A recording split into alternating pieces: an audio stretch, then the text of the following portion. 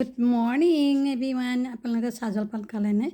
মই আজি বিশেষ এটা কথা ক'ব খোজোঁ বানপীড়িত মানুহখিনিক আৰু যিসকলে সহায় কৰিছে। কাৰণ কি মানুহে ভগৱানক পাহৰি যায় ধনৰ বলত, মনৰ বলত আৰু সম্পত্তিৰ বলত। ভগৱানক পাহৰিয়ে যায়। মানুহ বুলি গণ্যই নকৰে। এই কোন মুছলিম, কোন খ্ৰীষ্টান, কোন ইহুদী, কোন ভিক্ষাৰী, কোন কণা, কোন কোজা আৰু কোন গাঁৱলীয়া, কোন সেইবিলাক বিবেচনা কৰে। কিন্তু এই বিপদৰ কালে প্ৰাকৃতিক দুৰ্যোগ এয়া ভগৱানৰ নীলা, মানুহে কৰিবলৈ যোৱা নাই। এই বিপদৰ সময়ত কোনে সহায় কৰিলে? ইয়াত হিন্দু, মুছলিম, খ্ৰীষ্টান, ইহুদী সকলো মিলিতই আছে, হয় নাই? আৰু কিছুমানে ভকতে এতিয়া ভকত বুলি নাই, যিটো পৰিস্থিতি হৈছে নহয় জানো? এইটো মানে কি এসময়ত শাস্ত্ৰত লেখা আছে পাৰ্বতী পাৰ্পে হতলংকা, অতি দৰ্পে হতলংকা, অতি মোহে পতন হয়। সেই তেনেকুৱা কথাষাৰ হয়। এতিয়া আমাৰ নিচিনা মানুহক সময়ত আমাক গণ্যই নকৰে। কিনাৰেদি পাৰ হৈ যায়, গাড়ী চলাই যায়, বাইক চলাই যায়, কোন পৰিলে, কোন মৰিলে, কোন সাজিলে, কাৰ ঠেং ভাঙি পৰি গ'ল, এইবিলাক চাবলৈ নাযায়, খালি বাচিবলৈ চায়। এতিয়া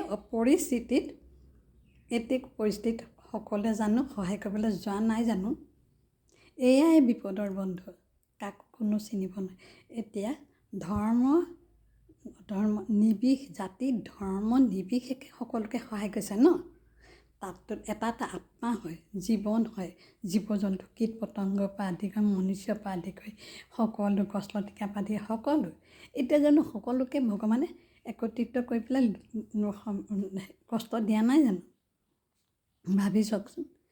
এতিয়া মানুহ কিছুমানে কয় আমুকৰ হাতেই নাখাওঁ, তামুকক নামঘৰত সোমাবলৈ নিবি, তামুক জাতি মন্দিৰত সোমাবলৈ নিবি। এতিয়া কি সেইবোৰ কি কথা আছিলে? ইমানে যদি হয় এতিয়ানো কেলৈ নিজেনো সংস্থাপনৰ বাটটো উলিয়াব নোৱাৰিলে? কথাটো কৈছোঁ। এতিয়া খিচিৰি খাইছে, পনীৰ খাইছে, মাছ মাংস খাইছে, কাপোৰ কানি লৈছে, সেইবোৰ কিবা ভেদভাৱ দি পেলাই আহিছে নেকি বাৰু? এইটো মুছলিমৰ কাপোৰ নিপিন্ধো, এই মুছলিমে বনাই দিছে নিপিন্ধো, এই ইহুদীয়ে বনাই দিছে, খ্ৰীষ্টান বনাইছে নেখাওঁ, এয়া নাম ধৰ্মীয়ে বনাইছে, এয়া শক্তি ধৰ্মই বনাইছে, পূজা নাচাওঁ, এতিয়া কৈছিলে নাই? এইবিলাক এতিয়া কিয় গ্ৰহণ কৰিবলগীয়া হ'ল? কাৰণ আমি এটোপাল তেজ হয়, এটুপ দুটুপকৈ নিয়ৰৰ কণিকা পৰি গ'ল বহল সাগৰ, নহয়নে? সেই তেনেকৈ এটুপ দুটুপকৈ আমাৰ এই পৃথিৱীখন সৃষ্টি হৈছে মানৱীয়তাৰ ৰূপত। সেই তেনেকৈ আপোনালোকৰ কথা এটা কৈ সেইকাৰণে যিমানে য'ত দুখী হওক, দুখীয়া হওক, ধনী হওক, দুখীয়া হওক, দালালে থওক, সকলো সমানকে ব্যৱহাৰ কৰিব। এতিয়া ইমান ডাঙৰ প্ৰাকৃতিক দুৰ্যোগ চাওক, কোনটো হিন্দু মানুহ, কোনটো খ্ৰীষ্টান মানুহ, তাত ভেদভাৱ আছে জানো? কোনো নাই। এতিয়া সকলোৱে একত্ৰিত মিলি খিচিৰি কিন্তু ইহুদীয়ে বনাইছে, মুছলিমে বনাইছে, মিয়াই বনাইছে, কোনো হিন্দু ধৰ্মই বনাইছে, কোন চচপেনত বনাইছে চাই আছে নেকি বাৰু? কোনজনে দিছে, কোনজন নাম ধৰ্মী, কোনজন খ্ৰীষ্টান ধৰ্মী, কোনজন এইটো ধৰ্ম আছে নি বাৰু? খাইছে নি বাৰু? কাপোৰ কানি তেনেকৈয়ে লৈছে নি বাৰু? কিয় বাৰু এনেকুৱা মনত জাগ্ৰত হয় অকণমান ধনৰ? এতিয়া যে ভগৱানক ভাবিলে, ভগৱানে মনুষ্য ৰূপত আপোনালোকক সহায় কৰিলে, গম পায়? তেখেতসকলে যিসকলে আমি যোনে নহওক আপোনালোকক যি সহায় কৰিছে এজন দেৱদূত হয়, গম পাইছেনে? ভালকৈ মনত ৰাখি লওক, এজন দেৱদূত হয়, ভগৱানে পঠাইছে। কোনো আহিম বুলি আহিব নোৱাৰে, যাওঁ বুলি যাব নোৱাৰে। এইটো সকলোৰে সমানেই পৰিস্থিতি হৈছে, নহয় জানো? এতিয়া প্ৰতি ঘৰৰ মানুহে কেঁচুৱাৰ পৰা বুঢ়া পাতি তালৈকে গোটেই জাতি ধৰ্ম নিবে এটকা দি পেলাই সকলোকে সহায় কৰিছে ন? সেই পৰিস্থিতি যাতে আৰু নহওক, আৰু সেইকাৰণে কৈছোঁ আপোনালোকে জাতি ধৰ্ম কণা কোজা এইবিলাক বিভেদ ভাৱ এৰি দিব দেই। আৰু সকলো সময়তে ভগৱানে থাকে, ভগৱানৰ বাহিৰে কোনো নাই। ধন হ'ল বোলে, টকা পইচা হ'ল বুলিয়ে তেলে তেলে কোনোৱে প্ৰাৰ্থনা কৰি গাইছে, মন্দিৰত যায়, মছজিদত যায়, নামঘৰত যায়, নহয় জানো?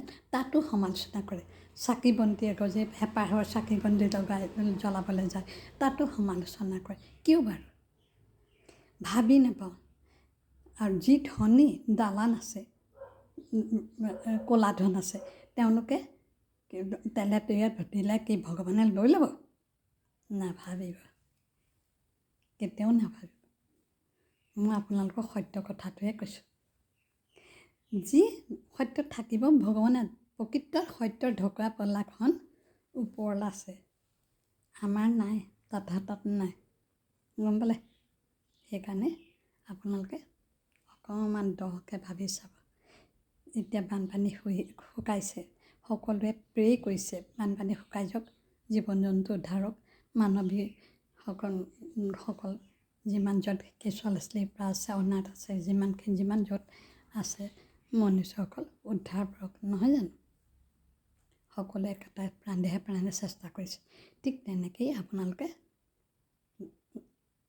সমন্ধনৰ বান্ধোন হেৰুৱাই নাপেলাব, গম পাইছে? যিসকলে আপোনালোকক সহায় কৰে জীৱনতো পাহৰি নাযাব, জীৱনতো পাহৰি নাযাব।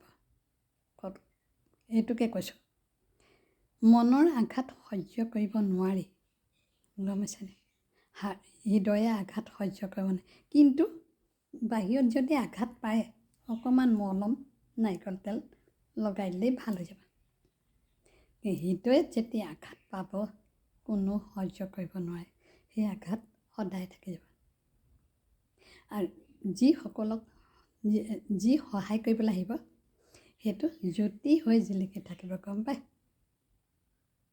আপুনি নাম নল'ব পাৰে, সময়ত সেয়া যুগ বিগ পূৰণ কৰি পেলাই নেওতা ওলাই যাব, হয়নে কওকচোন বাৰু? আপোনালোকে